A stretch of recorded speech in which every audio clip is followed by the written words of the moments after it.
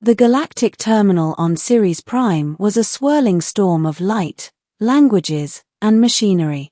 Holosigns flashed in a dozen dialects, plasma shuttles roared overhead, their contrails painting streaks of violet and gold across the sky. To most travelers, this was just another transit hub between worlds. But to Ethan Cole, a 32-year-old mechanic from the Terra Fringe colonies, it was everything. He clutched his boarding pass tightly, Gate 47A, departure, 1520's destination, Altair Station, one of the wealthiest planets in the sector. There, a new job awaited him. He'd worked years fixing scrapyard ships to afford this ticket. This is it, he murmured to himself as he navigated through the crowd. One shot at a better life. The departure alert blared overhead. Final boarding call for Galactic Express 771 to Altair Station. Ethan broke into a jog, weaving between alien tourists and hovering luggage drones. He was only a few gates away when a sound stopped him cold, a sharp crash followed by a cry of pain. He turned. An elderly alien had fallen near a vending console, their bag scattered across the floor. The being was small and frail, with shimmering silver skin and a cluster of crystalline eyes that flickered dimly with distress. A few passers-by glanced over but quickly turned away. Ethan hesitated. His ship, his future, was leaving in minutes. But something in the way the alien struggled to rise made his chest tighten. He sighed and ran toward them. "Hey, easy now. You okay?" The alien looked up, wincing. "My leg. I fear I twisted it. These stations are not made for the old." Ethan knelt, gathering the scattered belongings, old trinkets, a metal staff, and a satchel of documents covered in glowing script. "Let me help you up. You'll miss your flight," the alien rasped. Ethan smiled faintly. Flights can wait. People can't. He helped the alien to a nearby bench and activated a med patch on their leg. The patch hissed softly, releasing nanogel that soothed the bruising. The alien exhaled shakily. "You are kind, human. Few stop to help when the stars rush them forward." Ethan chuckled. "Guess I'm not in a hurry to be like everyone else." When the intercom blared again, Gate 47A now closed, his heart sank. He'd missed it. His one chance.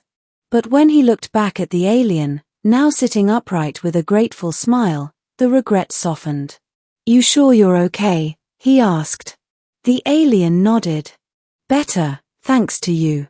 Ethan stood, brushing dust from his jacket. "Well, guess I'll go see if I can rebook." "Wait," said the alien, fumbling in their bag. "You dropped this." Ethan frowned. "I didn't." But before he could finish, the alien pressed a small token into his hand, a round coin with the symbol of two intertwined comets. It shimmered with faint energy. "Keep it," the alien said softly. "A small token for a large heart." Ethan pocketed it awkwardly. "Thanks, but really." But the alien was already gone, melting into the crowd with surprising grace. Middle, stranded and suspicious. Hours later, Ethan sat in the terminal lounge, his bag at his feet and his dream slipping further away. The next flight to Altair wasn't until the next day, and rebooking fees were astronomical. He stared at the flickering screen of his datapad. Balance, 47 credits. Not even enough for a meal. "Great job, Ethan," he muttered. Hero of the terminal, broke as ever. He leaned back, closing his eyes. Around him, the station buzzed with life, traders shouting deals, children chasing drones, and the low hum of starship engines in the distance. When he opened his eyes again, someone was standing in front of him, a tall, sleek figure in a dark blue uniform marked with the insignia of Galactic Express, the same airline he'd just missed. "Mr. Ethan Cole?" the officer asked. Ethan blinked. Yeah? Please come with me." He hesitated. "Look, if this is about me hanging around the terminal too long, I'll move." The officer interrupted. You're not in trouble, sir. You've been requested. Requested? By who? The officer only smiled. You'll see. Confused, Ethan followed through a private corridor normally reserved for corporate staff. The path led to a luxury hangar bay, the kind only billionaires and political leaders ever saw. At the center of it stood a gleaming starliner, easily the most advanced vessel Ethan had ever laid eyes on. Its hull shimmered with quantum glass plating, and its engines glowed faintly with blue ion light. Welcome aboard the Starlume Sovereign, said the officer, guiding him up the ramp.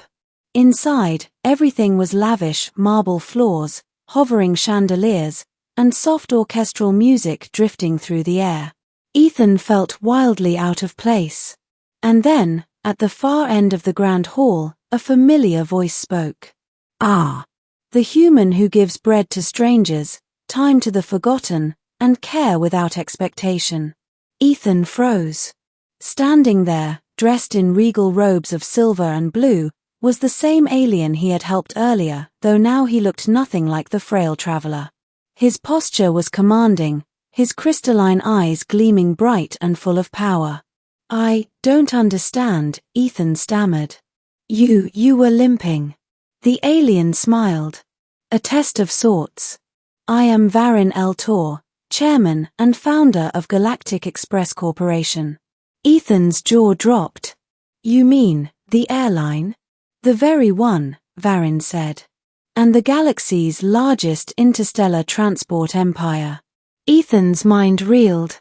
You're saying the richest being in this quadrant was the old man I helped pick off the floor? Varin chuckled, the sound like chimes in the wind. Riches mean little if one's people are heartless.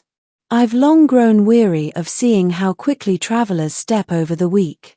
So, once in a while, I disguise myself to remind myself what kindness feels like. He stepped closer. And today, I found it again in a simple human who missed his flight to help a stranger. Ethan flushed. I wasn't trying to, anyone would have done the same. Varin's gaze softened. No, Ethan Cole. Not anyone. The offer. Varin gestured for him to sit. Tell me, Ethan, what did you seek on Altair Station? A job, Ethan admitted. Mechanic work. I fix old engines. I was hoping to get something steady. Varin tapped his chin thoughtfully. Honest work. You'd rather build than take. Guess so, Ethan said with a shrug. The alien's crystalline eyes glittered. Then perhaps you'll build something greater. He turned to one of his aides. Prepare the Sovereign for departure. Destination, Altair Station. Ethan blinked. Wait, what? You're coming with us, Varin said simply. As my guest. Ethan shook his head. Sir, I can't afford. Varin raised a hand. You've already paid. With compassion. Before Ethan could protest further, the massive ship lifted off the hangar floor and soared into the endless void, stars streaking past like rain. As they traveled, Varin asked Ethan questions about Earth, about his childhood fixing freighters with his father, about how it felt to dream beyond one's means. I used to think, Ethan said quietly, staring out the viewport, that the galaxy only rewards the rich. That kindness doesn't matter out here. Guess I was wrong. Varin smiled faintly. The galaxy forgets its heart sometimes. It takes souls like yours to remind it. When they landed on Altair Station hours later, Varin led him through the terminal to a private hangar, and there, standing under a glowing sign, was a sleek cargo vessel bearing his name. The Starling, property of Ethan Cole. Ethan's mouth fell open. This is mine.